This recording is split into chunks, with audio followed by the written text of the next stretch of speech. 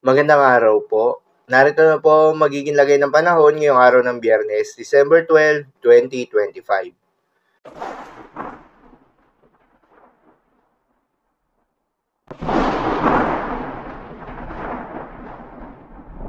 Sa kasalukuyan na tayo sa pag-asa, patuloy na umiiral itong shear line o yung banggaan ng malamig at mainit na hangin at nakakaapekto sa may eastern section ng Southern Luzon at Visayas.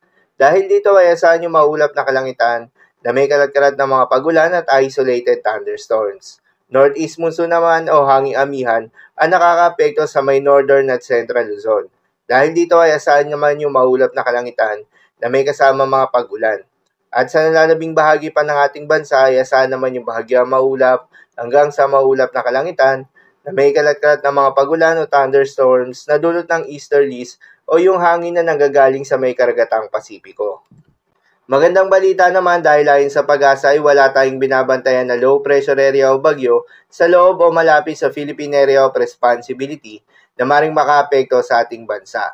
Subalit maging handa pa rin tayo dahil base nga sa Tropical Cyclone Information ng pag-asa, posibleng 1 hanggang 2 bagyo ang mabuo o pumasok ng Philippine Area of Responsibility ngayong buwan ng Disyembre. At nakaisang bagyo na nga tayo ngayong buwan at ito nga ang bagyong Wilma. Kaya naman hindi inaalis ang posibilidad na magkaroon pa ng isang bagyo bago matapos ang taong ito.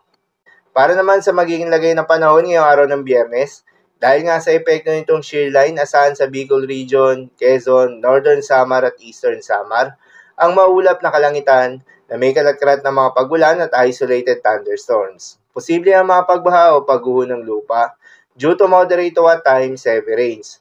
Habang sa may Cagayan, Isabela at Aurora, ay asahan naman yung maulap na kalangitan na may kasama mga pagulan na dulot ng northeast monsoon.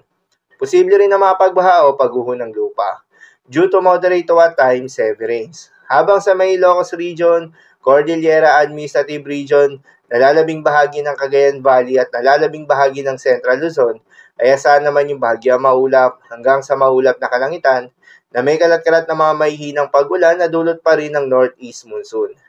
Habang sa Metro Manila at nalalabing bahagi pa ng Calabarzon, ay asahan naman yung bahagyang maulap hanggang sa maulap na kalangitan na may kalat-kalat na mga pagulan o thunderstorms na dulot ng shear line.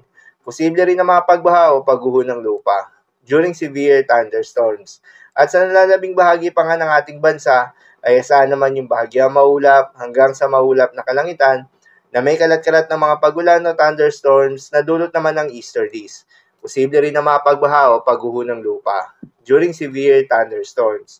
Madalas nabobo ang mga thunderstorms na ito tuwing hapon o gabi na nagtatagal ng 1 hanggang 2 oras. Kaya naman ingat sa mga posibleng banta ng pagbaha at pagguho ng lupa, lalong-lalo na sa mga lugar na inuulan na noong mga nakaraang araw pa.